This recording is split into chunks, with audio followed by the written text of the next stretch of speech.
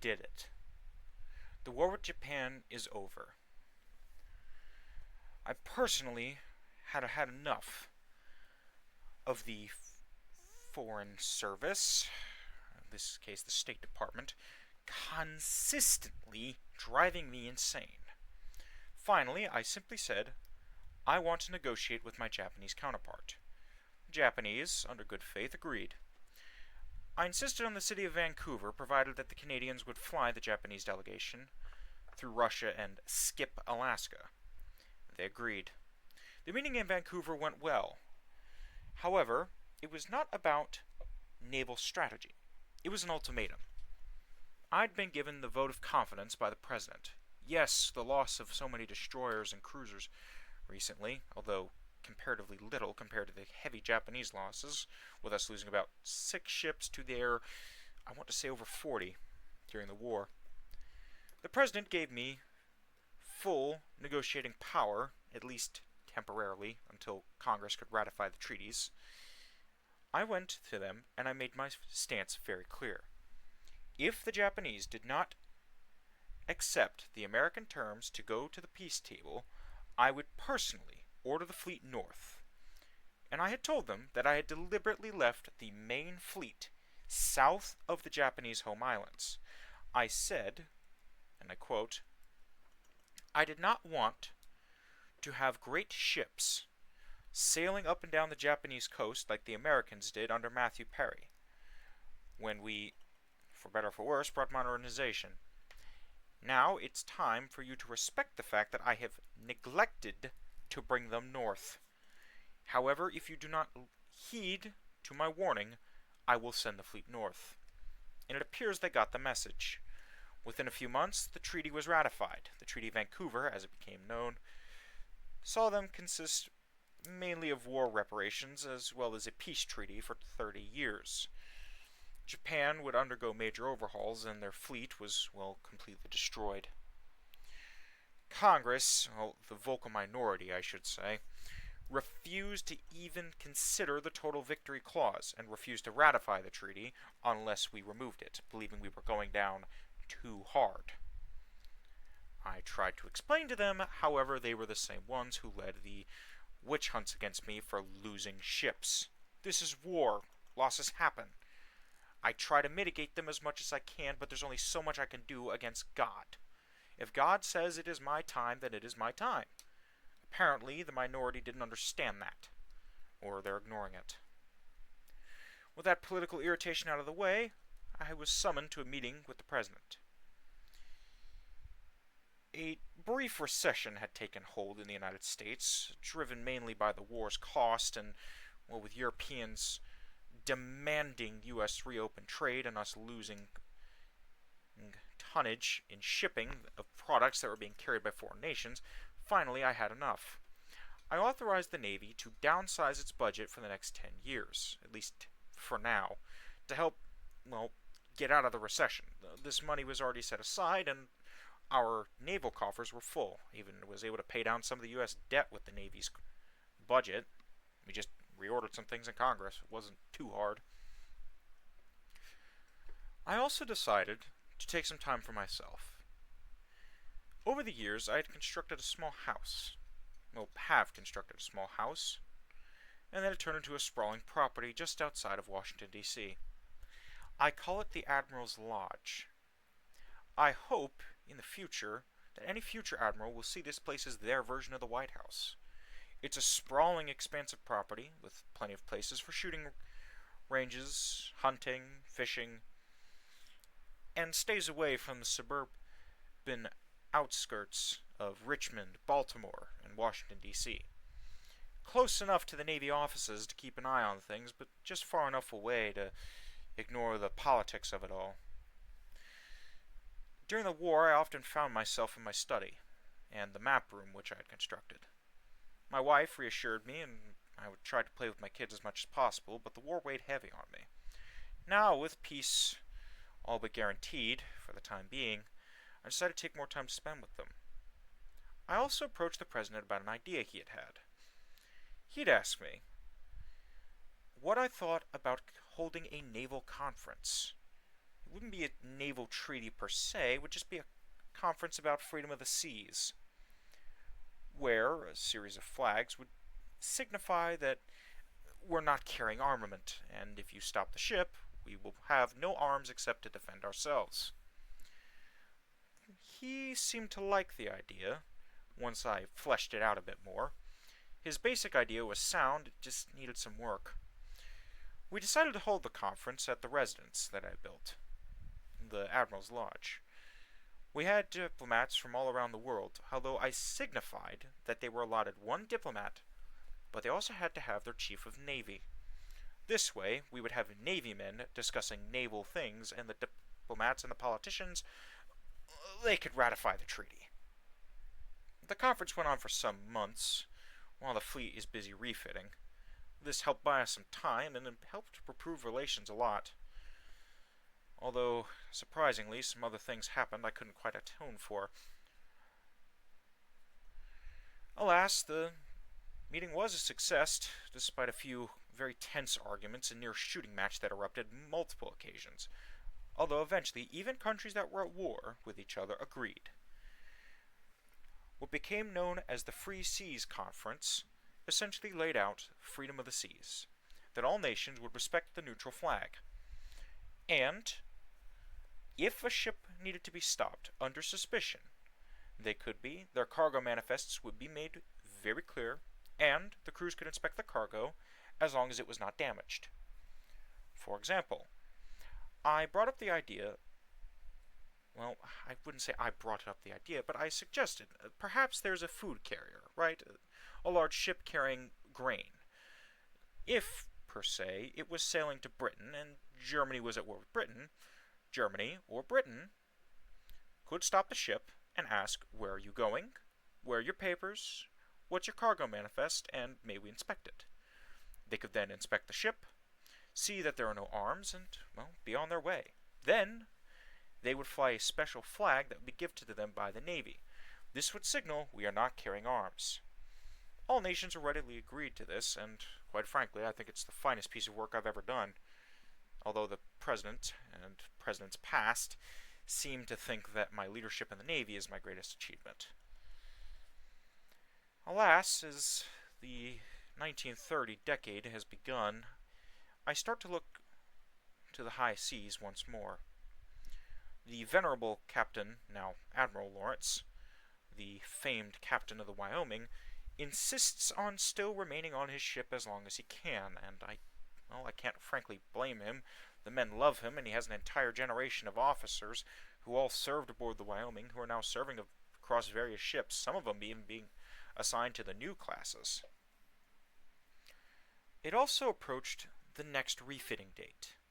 The 1930 rearmament and refit bill was coming up. The Army was already getting ready for its next round of refitting old equipment and looking at new designs. The Army Air Corps was doing similar. The Marines were, well, they were doing what the Marines do. And the Coast Guard was looking at possibly purchasing some Navy designs to modify for their own needs. The Navy, however, is, quite frankly, in somewhat of a predicament. The 30-year service tag on the ships means we really shouldn't be scrapping any. They should have, in theory, 30 years of relevance. I was not completely sure when I was first put in this position in my much younger years how on earth I would be able to keep up with the pace of technology by having ships that were semi-armored cruisers, effectively, continue into a new age of battleships and battlecruisers, where ships are sleeker or well designed, they can reach faster speeds, their engines are more efficient. We have diesel engines now for large ships. We have radar that's finally on the way. After the Army finally worked out those last few kinks, they're getting ready to finally finish up the mounting and doing testing as we speak. But those things are all out of my control. What I have in control is the Navy. I've been poring over my notes recently. Notes I've put in this journal over the years. Pages and pages. I have several war diaries now. all sitting neatly on a shelf. Sometimes I go back and scribble in the margins, or take out a blank sheet of paper and I'll put it in the book, scribble notes.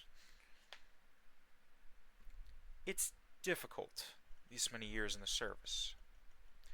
But now, recently, the president has asked me an odd question.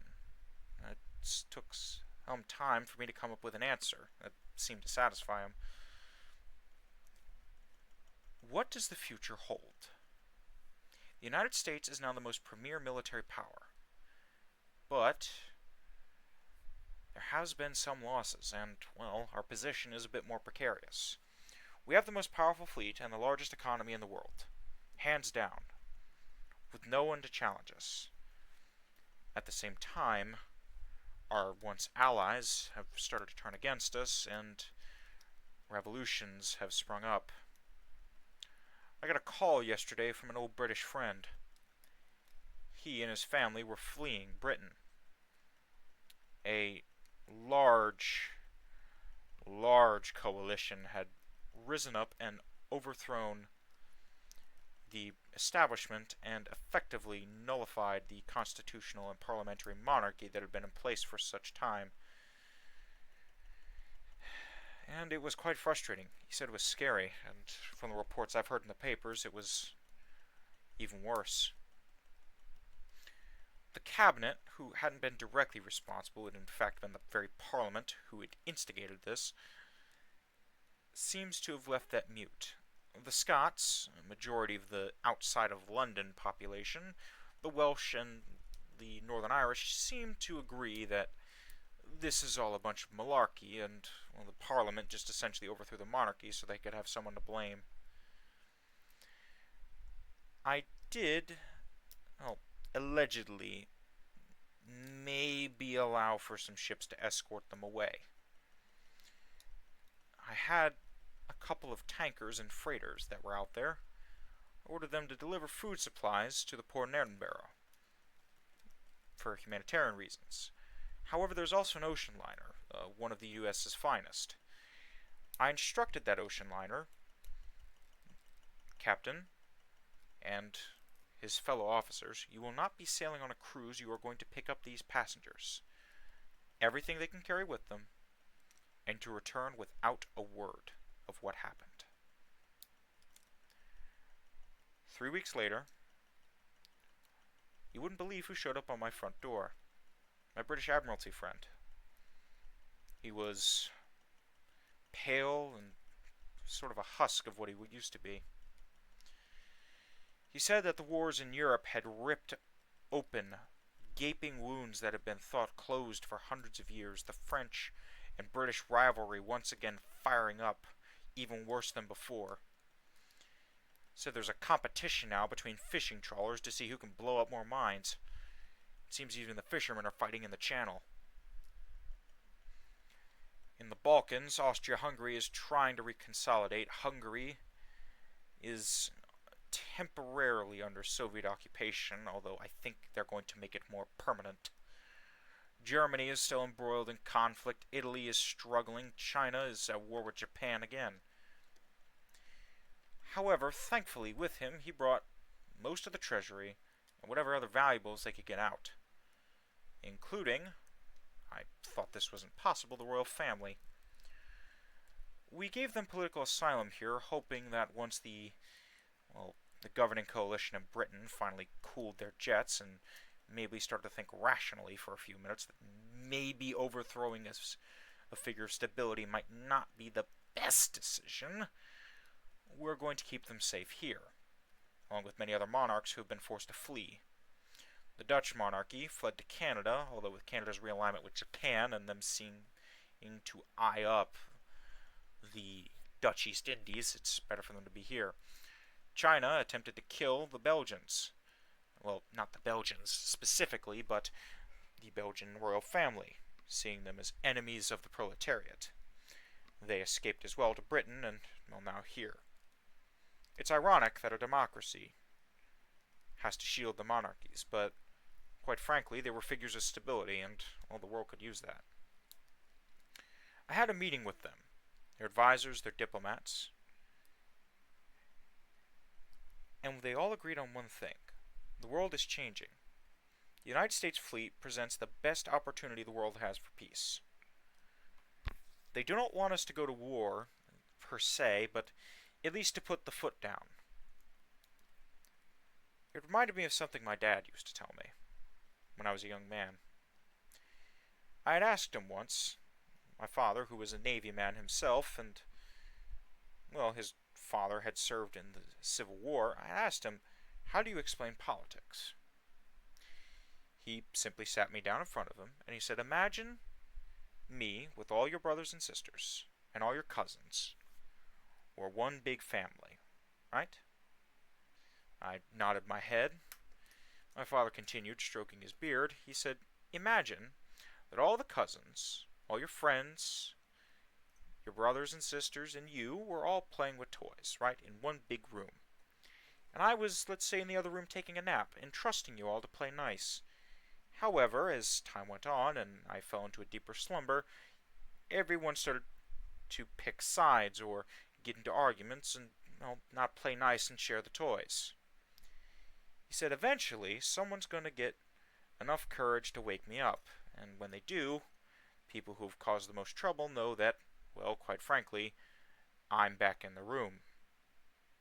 He told me that for many centuries that's how foreign relations worked, and I guess he has a point. Seeing now the United States Navy just being able to stand at the conference table saying, back off. France had considered invading Colombia some months ago. I simply told the French ambassador that if they did that to our ally, we would shoot them. He thought I was joking. I assured him I was not, and simply walked him through the estate. I spoke about the collections of books and articles and other things I'd collected over the years, my personal paintings and drawings that I had done in my spare time, the models I had built, and then I came out to the large court. It's a small patio courtyard in the middle of the garden. I then gestured to the table. There were 2 pistols there. I said, Mr. Ambassador, if France wishes to go to war with our ally, violate the Monroe Doctrine, to which you promised you would hold, under the treaties that were re-signed in 1910, I will shoot you. He still didn't quite understand the message, to which I then told him, if your country goes to war with Colombia, I will shoot you with those pistols. It seems that he'd finally gotten the message, or, well, I don't think he was dumb, I think he was just in shock that I would say such a thing, but they took the message, and quickly the French fleet was recalled, and an official apology was written to the Colombian government. Unfortunately, with the modern world, I find myself more tied in politics. I'm an admiral, not a politician, and it's getting more frustrating by the day. My son has reassured me that these things happen. He himself is well into his career in the Navy as well, but he is thinking about something grander. Maybe going into office himself, and some of my other sons and daughters have agreed. He thinks that perhaps it is time for me to get a little bit more involved. My past experiences with the State Department and their failure to negotiate peaceful settlements in timely fashion to keep up with mine and the President's timelines is becoming more apparent. When President Roosevelt left office, he assured me that, well, Teddy, I should say, assured me that, well, as long as I kept the fleet moving, we'd be fine. And he's been right so far. The current president, William Smith, seems to agree with me. He's very taciturn, a lawyer by trade, but he's an apt politician. He comes to me not for advice on the Navy or how we should conduct war, but more of how we should navigate the world. In these modern trying times, the United States fleet is being pushed perhaps a bit too far, and he shared the same concerns that I do, that our scrap iron flotilla in the Pacific didn't do as well as we hoped.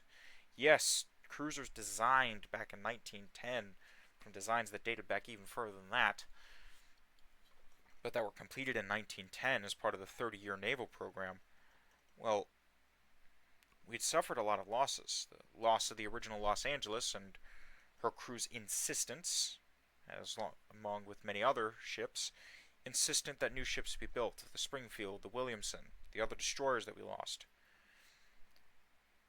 They're ready to fight, but how many more ships can we lose like this? Yes, they're older, they don't hold as much importance, but there are still men being lost. And what happens if we get into a bad battle? What happens if, by some unknown circumstance, by the hand of God or the devil or whatever universal power you believe in,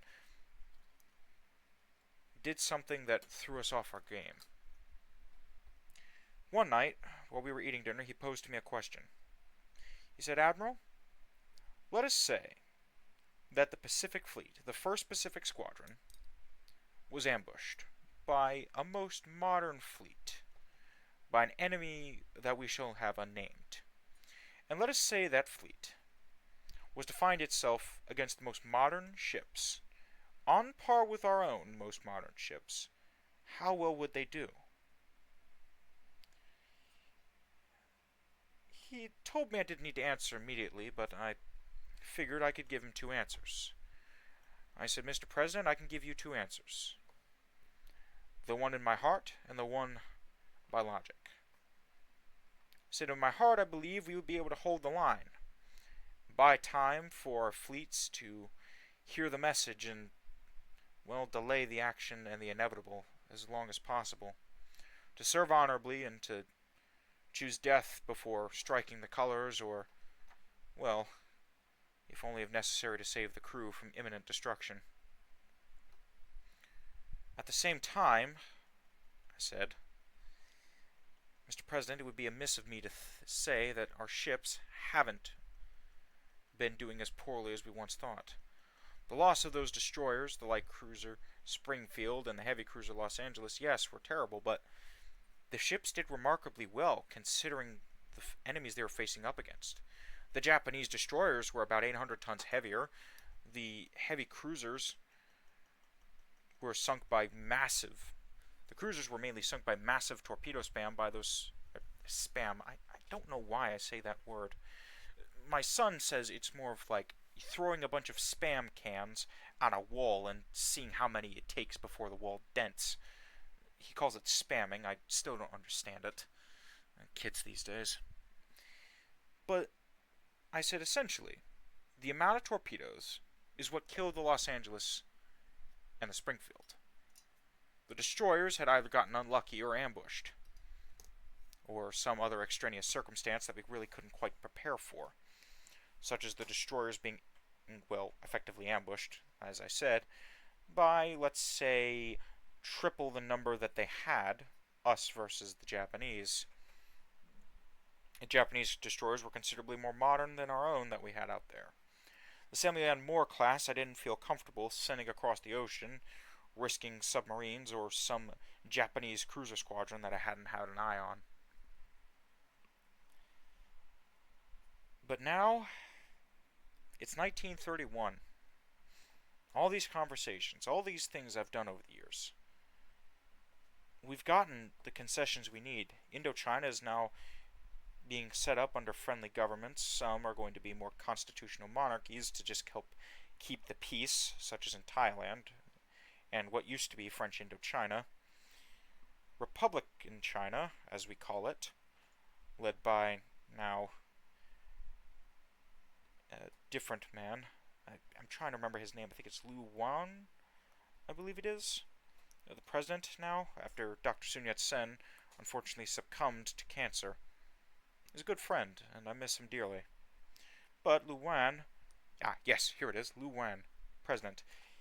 He has a new approach. He wants us to help rid China of the communists, but the American people are just not ready for another war. It would take a surprise war declaration to get us out there. I, too, am wary. It's been, let's see, I joined the Navy in what, 1905, I think? The youngest admiral ever promoted. Quite frankly, because well, none of the other admirals wanted to embrace this new dreadnought design, and it took me writing a paper in the Navy Journal to get me promoted so high to the Naval Design Bureau. But, well, no, I think I achieved my admiral's rank in 1905. The years just kind of string together. I'm sure my service record's lying around here somewhere, but I am not getting any younger, is for sure, and neither are the ships. 30 years of service in anything is tough. I was speaking to a railroading friend of mine, and I asked him, how many engines are still running after 30 years? He said, well, you'd be surprised. They're on the short lines or moving things around the yard, but they take a toll. It seems that our crews learned the hard way that, well, the destroyers aren't what they used to be. The Hobsons were once the cutting edge. Now they're little more than glorified minesweepers and anti-submarine vessels. A role they actually suit quite well. But I think I'm rambling again, and it is getting late. I should be sleeping more, but quite frankly, all these thoughts swirling around in my head have just kept me busy. Anyway, I guess I should go to bed. I wonder how these war journals would do. Hopefully I don't have to open up one anytime soon.